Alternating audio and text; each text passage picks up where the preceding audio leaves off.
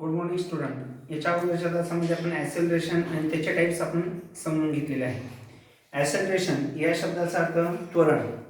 याचे डेफिनेशन आपण सांगितले, rate of change of velocity with time is called as acceleration. आपण पाहतो सायकल किंवा एखादी गाडी चालवत असताना त्याचा वेग आपण कमी जास्त करतो. मग वेगामध्ये झालेला जो बदल असेल त्या बदलाला आपण त्वरण किंवा ॲसेलरेशन असं म्हणता येईल. ॲसेलरेशनचा फॉर्म्युला आपण समजून घेऊ या ठिकाणी. ॲसेलरेशनमध्ये वेगामध्ये जो बदल होतो त्यामध्ये प्रारंभीचा वेग आणि शेवटचा वेग यासाठी आपण काही लेटर या ठिकाणी घेणार आहोत. इनिशियल व्हेलॉसिटी सुरुवातीचा वेग यासाठी आपण यू अक्षर घेऊ. फायनल व्हेलॉसिटी शेवटचा वेग यासाठी व्ही अक्षर घेऊ. ॲसेलरेशन साठी ए अक्षर घेणार आहोत आणि टी म्हणजे टाइम. तर यामध्ये आपल्याला ॲसेलरेशनचा फॉर्म्युला सांगता येईल. Acceleration equal to final velocity minus initial velocity upon time. Final velocity आहे v minus u upon t. That is a equal to v minus u upon t. It is the formula of acceleration. या फॉर्म्युलावर आधारित आपल्याला example solve करावे लागतात. Next याचा unit of acceleration is metre per second square. हे आपण already याच्या अगोदरच्या तासामध्ये समजून घेतलेले. त्यानंतर आपण घेतलेले types of acceleration. There are 3 types of acceleration: positive acceleration, negative acceleration and zero acceleration. If velocity of a body increases, then it is a positive acceleration. Number 2, negative acceleration. If velocity of a object decreases, then it is a negative or deceleration. And zero acceleration means if a body which is a uniform, not in a motion, then it is a zero acceleration. त्यानंतर पुढचा मुद्दा आपण समजून घेणार आहोत uniform ॲसेलरेशन motion आणि non uniform ॲसेलरेशन motion. आता uniform motion याची पण व्याख्या आपण समजून घेतलेली आहे. Uniform motion ॲसेलरेशन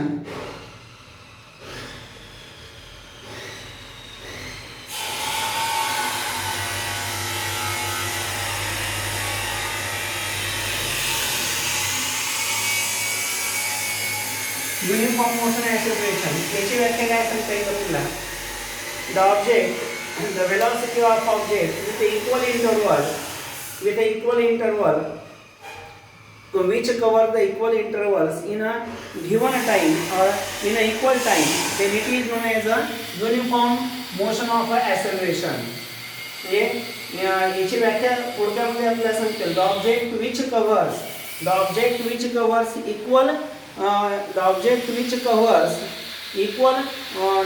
equal amount in an equal interval of time is called as a uniform acceleration, uniform motion of acceleration.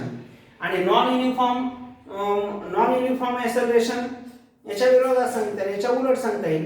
If the velocity of object covers unequal distance in an equal interval of time is called as a non-uniform acceleration. मग आपलं uniform ॲसेलरेशन आणि non uniform ॲसेलरेशन याच्या संदर्भात माहिती घेतल्यानंतर velocity time याचा graph याच्या संदर्भात माहिती आपल्याला घ्यायची आहे. पहा,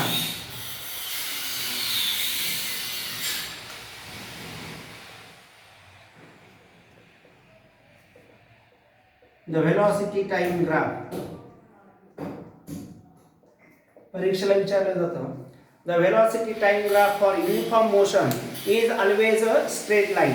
आपण जर बुकमध्ये पाहिलं तर आपल्याला सहजपणे लक्षात येईल की युनिफॉर्म मोशन एक समान गती असेल तर त्याचा व्हेलॉसिटी आणि टाइम याचा येणारा ग्राफ हा एक सरळ रेषा असतो. The graph for velocity and time for uniform motion is always a straight line. या व्हेलॉसिटी आणि टाइम याचा येणारा ग्राफ हा एक सरळ रेषा आपल्याला सांगता येईल, straight line. The graph for velocity time for a uniform motion is always a straight line and the velocity and time for a non uniform motion is any type of a curve which is not a straight line. velocity आणि time याचा एक समान uniform motion मध्ये येणारा graph हा एक सरळ रेषा आपल्याला म्हणता येईल. आणि नाही तर समान जर गती असेल तर त्याचा मात्र व्हेलॉसिटी आणि टाइम याचा ग्राफ एक सरळ रेषा येणार नाही किंवा स्ट्रेट लाईन असणार नाहीये. त्यानंतर पुढचा कन्सेप्ट आपण समजून घेऊ. ऍक्सेलरेशन हे झाल्यानंतर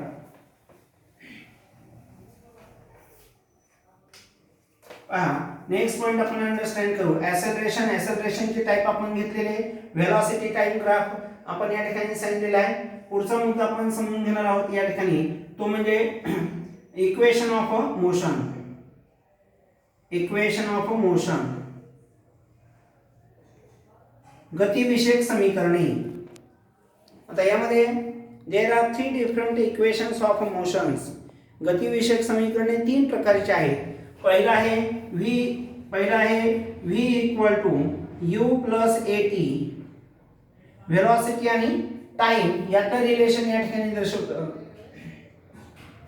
व्हेलॉसिटी आणि time, the relation between velocity and time express the first equation. Number 2, s equal to ut plus 1/2 at square. Displacement आणि टाइम, डिस्प्लेसमेंट आणि टाइम हे या ठिकाणी दर्शवलं जातं.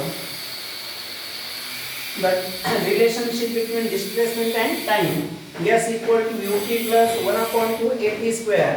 Number 3, v square equal to u square plus 2as. आता हे कशामध्ये रिलेशन दर्शवेल? Velocity and displacement. Velocity and displacement.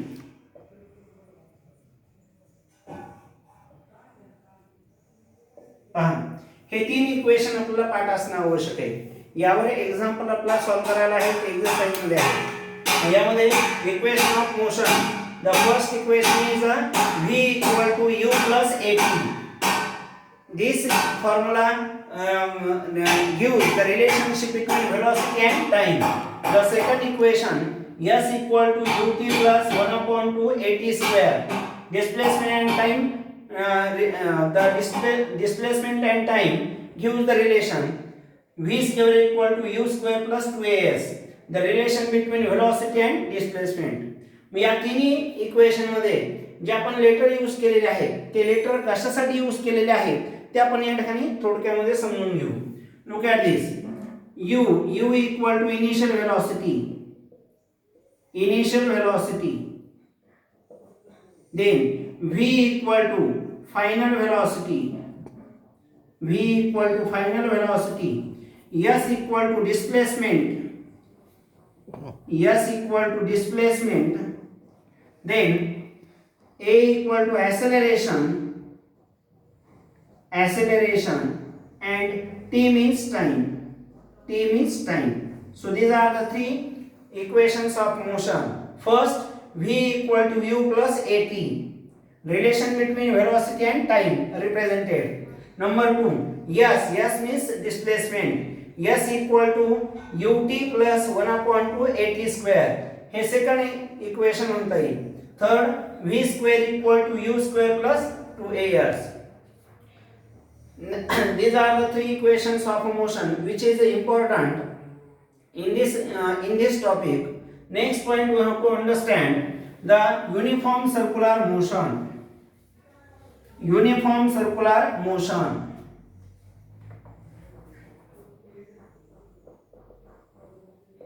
Uniform circular motion. याचा मराठीत अर्थ आहे एक समान वर्तुळाकार गती. आता एक समान वर्तुळाकार गती म्हणजे काय?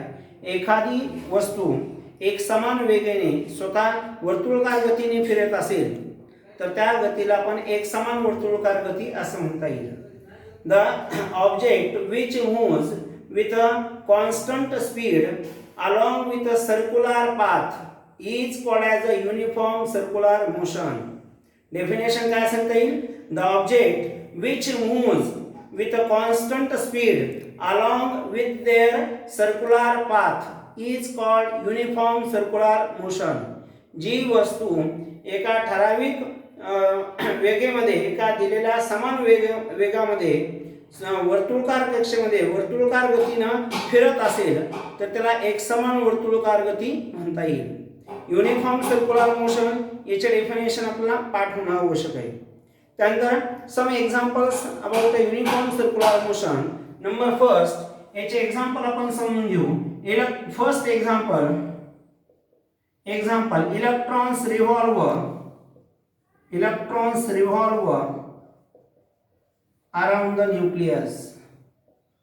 around the nucleus.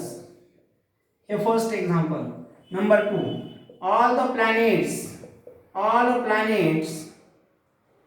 revolve around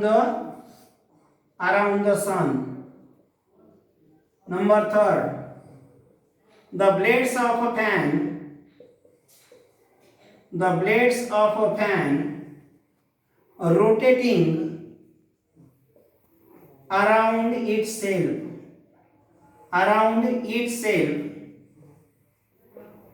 Number 4, अजून काय सांगतात आपल्याला, अजून एखादं, the moon revolves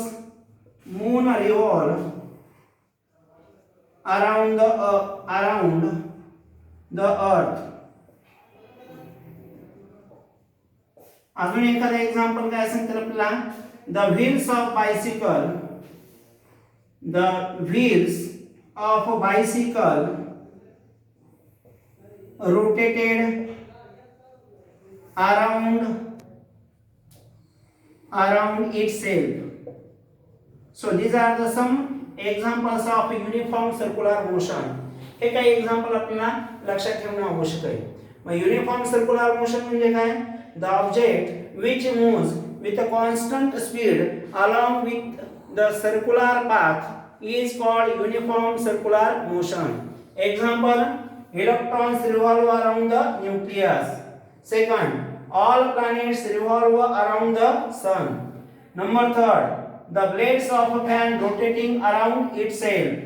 Number 4, moon revolve around the earth. And last, the wheels of bicycle rotated around itself. या सगळ्या एक्झाम्पल मध्ये प्रत्येक एक्झाम्पल मध्ये युनिफॉर्म सर्क्युलर मोशन आहे. इलेक्ट्रॉन कशाभोवती फिरतात? न्यूक्लियस भोवती. सगळे ग्रह सूर्याभोवती विशिष्ट कक्षेमध्ये फिरतात. तिसरा, पंख्याची जी पाते असतील ते स्वतःभोवती गोलाकार वर्तुळाकार पद्धतीने फिरतात. The moon revolve around the earth. चंद्र पृथ्वीभोवती वर्तुळाकार कक्षेने फिरतो. आणि लास्ट, सायकलची जी चाकं असतील ते स्वतःभोवती गोलाकार पद्धतीने फिरतात. So these are the examples about a uniform circular motion. पुढच्या तासामध्ये आपण इक्वेशन्स ऑफ मोशन यावर काही एक्झाम्पल आपण घेणार आहोत.